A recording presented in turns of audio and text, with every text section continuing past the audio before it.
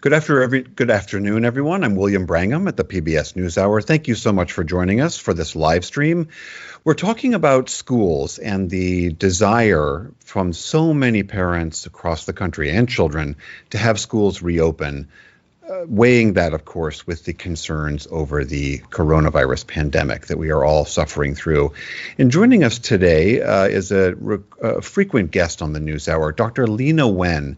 She is an emergency physician. She's a professor of public health at George Washington University, and she used to be the health commissioner for the city of Baltimore.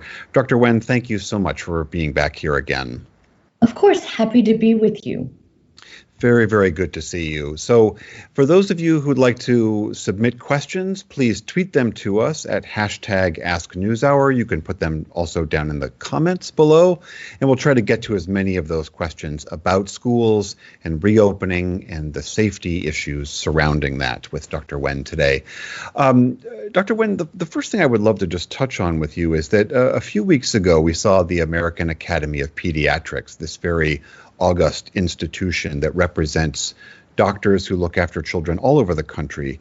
And while offering a good deal of guidance about safety measures and the importance of doing school safely, they came down very clearly that on balance, the American Academy argued that children should be physically in school if possible come fall.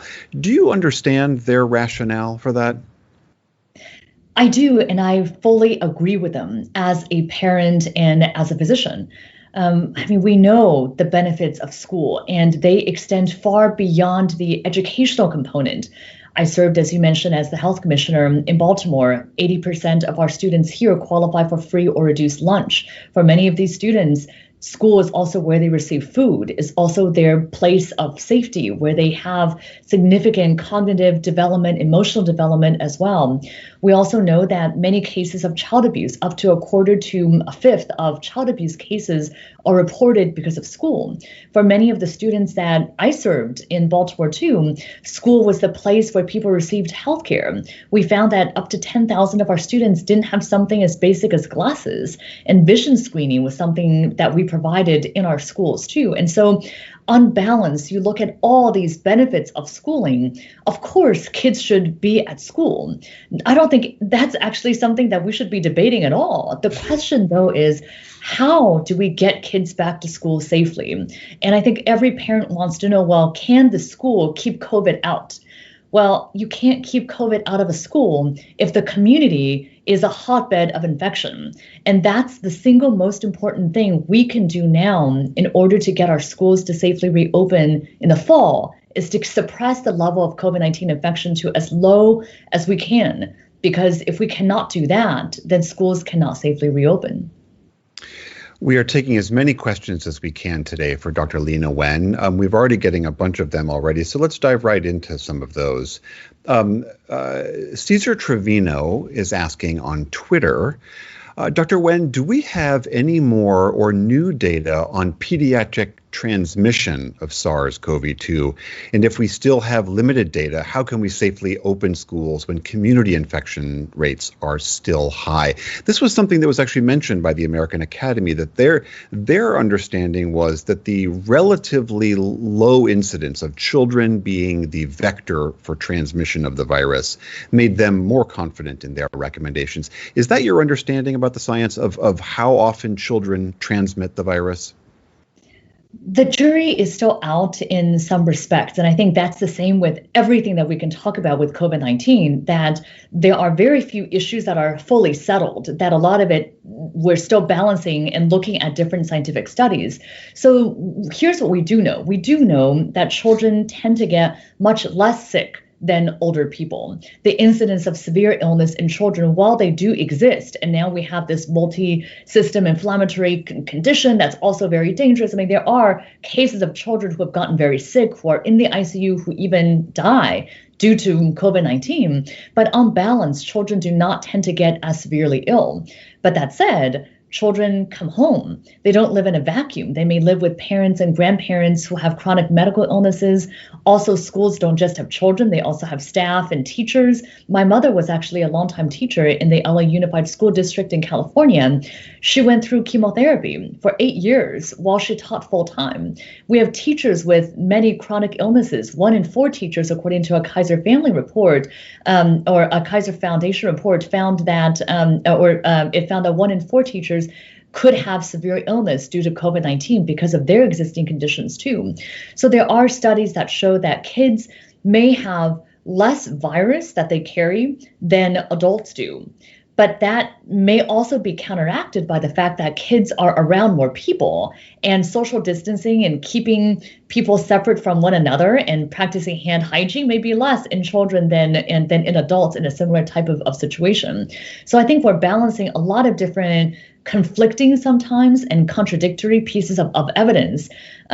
Looking at some of these, looking at the experience of other countries is instructive in some ways, but also not, because the other countries that have opened up and let schools reopen, they did so because the number of infections in their communities was much lower than we have here. And so while most of them did not have outbreaks because of schools, it's hard to extrapolate then and say, well, we're not going to have that here unless we also are able to suppress the level of infection in our communities too. Obviously, one of the, when we talk about schools, I mean, kindergarten through 12th grade is an incredibly wide range. I mean, that very, very young preschoolers, toddlers, all the way up to high school students, those are different behaviors, different emotional states, different abilities even to take on board messaging and how to wash their hands and to wear masks. Lori Brake on Facebook is asking a question about this. She's asking about, what about preschool students? They learn through their senses. They are there to learn about friendships, sharing, socialization. You can't keep a mask on them. They cough and sneeze everywhere, pick their noses, stick toys in their mouths, suck their fingers. How is that going to work, she asks. A very good question. Anyone that has been around that age group knows she is exactly right. Well, I have an almost 3-year-old who turns 3 next month, who was in preschool until all of this happened, and we're still now considering our options about preschool. So I really understand this question. You know, it's hard. You can't tell a 3-year-old. I mean, you can try, and we try to tell our son to sneeze into his elbow and to not wipe his hands everywhere, to keep his mask on. That's not really going to. How's that going? Yeah, exactly. I mean, I think that there are some things that that daycare centers and preschools can do. For example, they could try to have all the surfaces be ones that can be cleaned easily, and toys that cannot be sanitized every day should not be there. They can also try to reduce the number of kids in one classroom at once. That also allows the teachers to have a better chance of keeping the kids separate. But there are, and then also I think another way that I've seen to be effective is to consider kids in a pod, that kids in one classroom are considered to be part of a pod. They don't interact with kids in another classroom. Teachers are also not interacting with one another. And that way, if there is an illness in one of these kids, you don't need to shut down the entire school. You just need to quarantine kids in that particular pod. So I think these are all effective mechanisms. I also think there's another component to think about too, which is that this is not normal for these kids, and how this impacts their development longer term. To be told that they cannot touch other kids or play with other kids or be in a physical space with other kids, that's something else that we really haven't, that we don't know the long-term impacts of teaching our kids this behavior that's actually developmentally abnormal for them. Exactly. There's so many things about the life we're living right now is abnormal. I've been trying to communicate to my own children who are older than yours, they're all teenagers, that you are living through a historical moment that you will remember later in time. And I'm trying to explain this to them in some sense to get them to understand the importance of adhering to these types of hygiene and practices. And I think, as any parent would tell you, it's sometimes a frustrating battle trying to get them constantly to understand how to do these things that are very unnatural for them they don't really want to be thinking about these things. Jesse Drury on Facebook has a question about safety. Jesse asks, how do we support children whose health and safety is compromised at home? I'm mainly thinking of children with significant disabilities, food insecurity, and homelessness. If we could create smaller class sizes by asking children with the privilege of staying home and safe to distance learn, could the above children attend school more safely 3 or 4 days per week? Jesse's asking about sort of how to try to recognize that some children might be more vulnerable and how to perhaps toggle days on, days off so that those children can get most of the benefit of in-home learning. Yeah, I've spoken to administrators in different school districts, and I think that is one of the considerations among many in terms of balancing these very complex needs that people are considering. One of them is exactly this: is there a way for us to prioritize those kids that really need in-person instruction for other reasons, for developmental needs, because they don't have other resources? We talk about online learning and virtual learning as an option. Well, not for every child is that an option. There's this COVID slide, as we call it, the increasing disparity in educational outcomes that we're going to see. And is there a way for us to prioritize those kids and give them a chance for in-person instruction? I think that's part of what's being weighed in a lot of school districts. I think that that's really reasonable. It is also just very challenging because many of these kids also come from families that may be multi-generational, and there may be other people in those homes who are particularly susceptible to COVID-19. We also know that COVID-19 does not impact people equally, that it unmasked existing health disparities, and that it's African Americans, Latinx, Native Americans who are experiencing the brunt of this pandemic. And that also will have correlations with these socioeconomic disparities that I think the viewer referenced as well. So it's complex. I think that school districts need to be flexible, also need to come up with a variety of options, including some virtual only instruction for children, as an example, or staff or teachers or people in their families who have chronic conditions, and in-person instruction would be actually unsafe. Betty Ann Trout on Facebook is asking a question. You referenced before that while the evidence seems to be that children, for the most part, do not suffer the more serious consequences of coronavirus infections, you mentioned this multi-inflammatory syndrome that has been known to occur. Betty Ann Trout on Facebook is asking, do we know any of the characteristics of school-age children who have gotten ill enough to be hospitalized with COVID? Is there a way to screen for these to keep those kids at home? Do we know what makes a child more vulnerable or less vulnerable to more severe reactions? So there's some limited data about this that correlate also to what we understand in adults, that it is children who have other medical conditions, underlying medical issues that may make them more susceptible. And that includes sickle cell disease, diabetes, immune compromise. If a child obviously is on chemotherapy or is a transplant patient, there's some data that suggests that asthma and other lung issues could also lead to more severe illness, which is something that many kids may have. And the issue of this multi-inflammatory system condition is also, I think, even though it's rare, it is very concerning because children who have gotten this, they get this in the recovery period, as in some of them may have had COVID-19 weeks before, and then even after they recovered, they end up having this this potentially very scary syndrome that looks like toxic shock that could lead to multi-organ damage. And again, can cause very significant effects, including ICU, hospitalization, and even death. I mean, obviously, this is part of why that's called a novel coronavirus, because it is new to us, and we are learning, just as we are learning how this virus is transmitted through the world, we're also learning so much about its impacts on us as human beings. Krista Converse on Facebook asks a question that I know is certainly on the minds of so many teachers. She asks, What is the recommendation for teachers if we return in person? Is wearing a mask enough, or should I have a face shield too?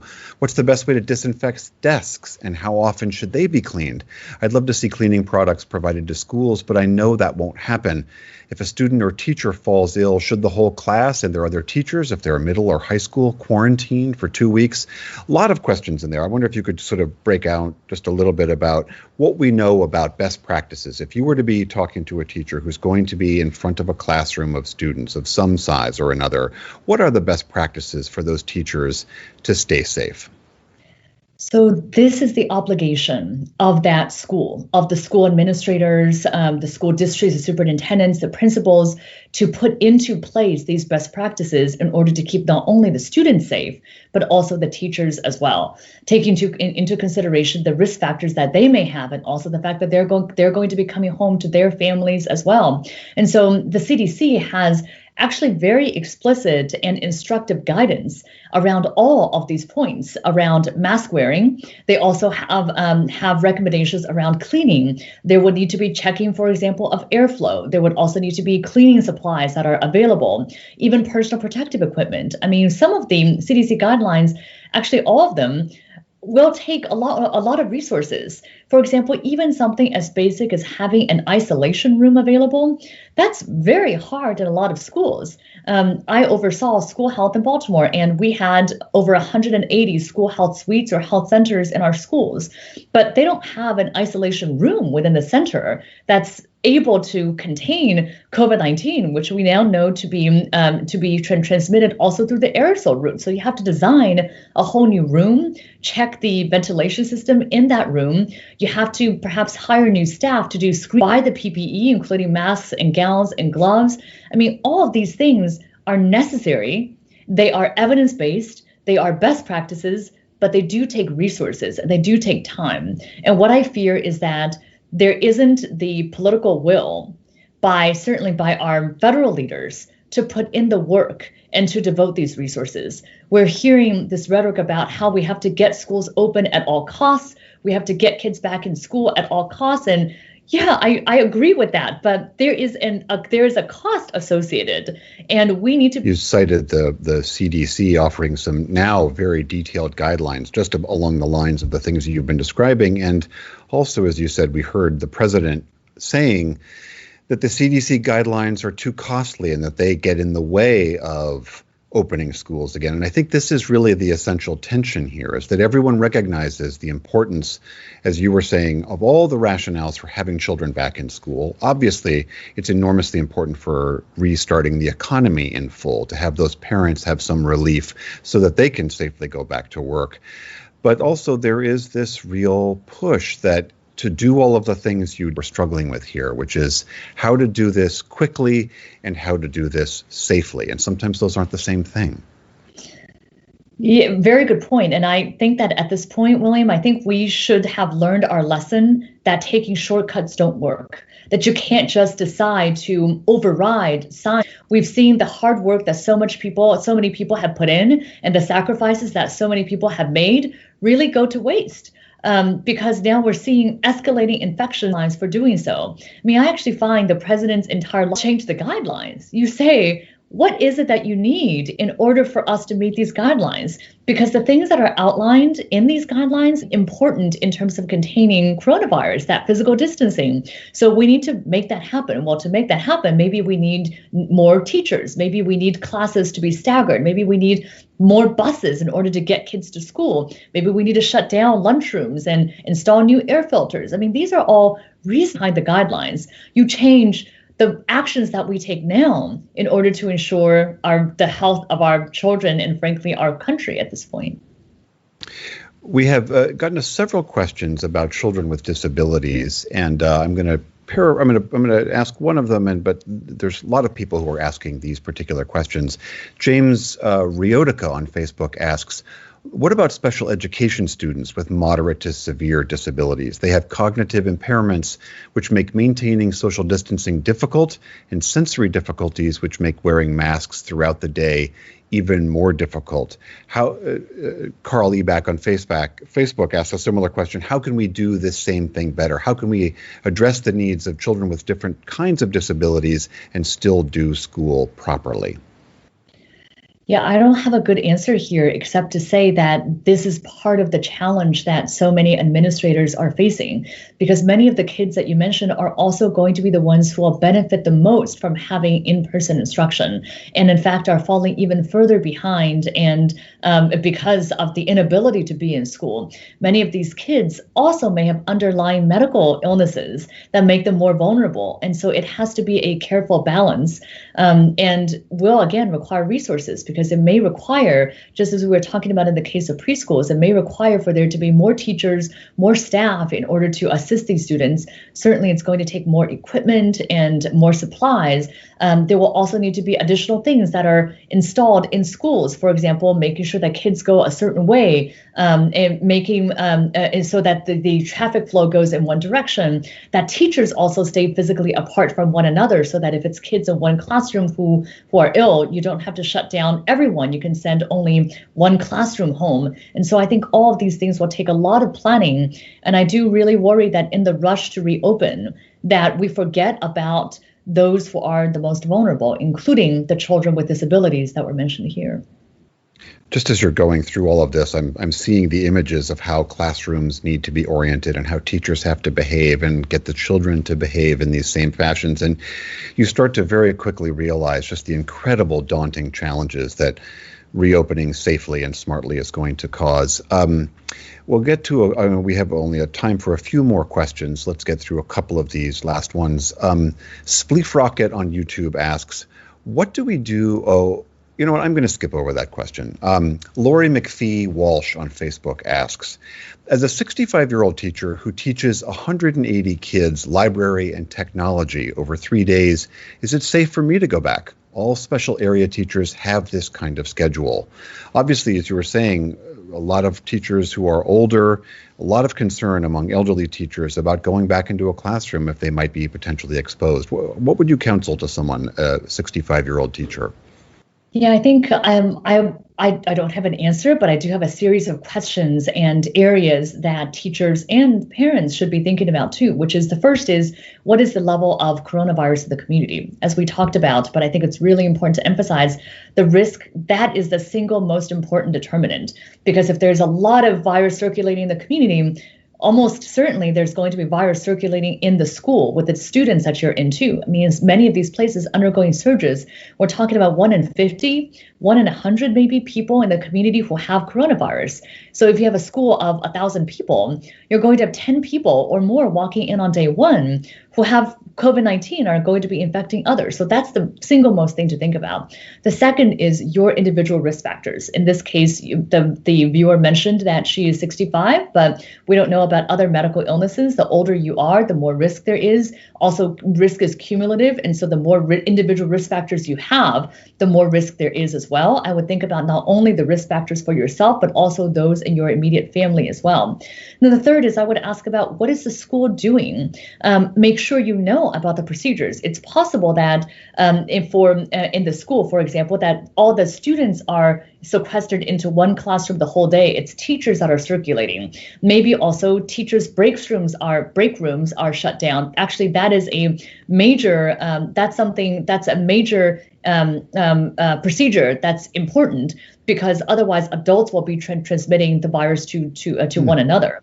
And then I would also ask the question about what the alternatives are. Maybe in your school district, for teachers who are older with medical illnesses, there may be a hybrid option or a virtual only option. And I would ask about what those options are before thinking about your own decisions as you approach this coming school year. We'll do one more question and then we will let you go. Megan on Facebook is asking about face masks. Do you feel schools should require masks? Our school is asking teachers to mask, but students, it's not mandatory. How do you feel about that? I do think that it's important for everyone to wear masks. The guidance around this has changed since the beginning of this pandemic as we've learned a lot more about COVID-19. We now know about asymptomatic spread. We now know that 50% or even more of coronavirus cases are spread by people who don't have symptoms. We also know about this aerosol transmission. Initially, we thought that this is a virus that's transmitted through coughing, sneezing, these heavier respiratory droplets that settle to the ground very quickly. Now we know that it's transmitted through much smaller droplets that you can expel just by breathing and speaking, that they can linger in the air for many minutes to even hours. And so given both of these two factors, I do think that universal masking is necessary. And we know that it's only by everyone wearing masks that we can protect one another. I understand that there are certain age groups, we talked about the preschoolers, who may not be able to keep the mask on, and for whom wearing a mask may even bring more problems because they're constantly touching their face or taking off the mask. But I think for all those who are able to, they really should be wearing masks, and that's a policy that should be enforced, particularly when people are indoors in enclosed spaces.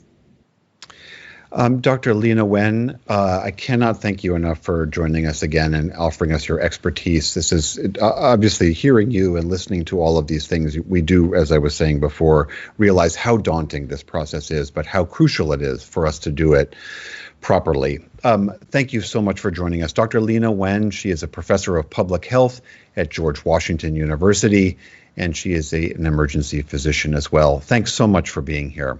Thank you, William. Nice to see you. And thank you to everyone for tuning into this live stream. We will see you next time. I'm William Brangham at the PBS NewsHour. Thank you so much for tuning in.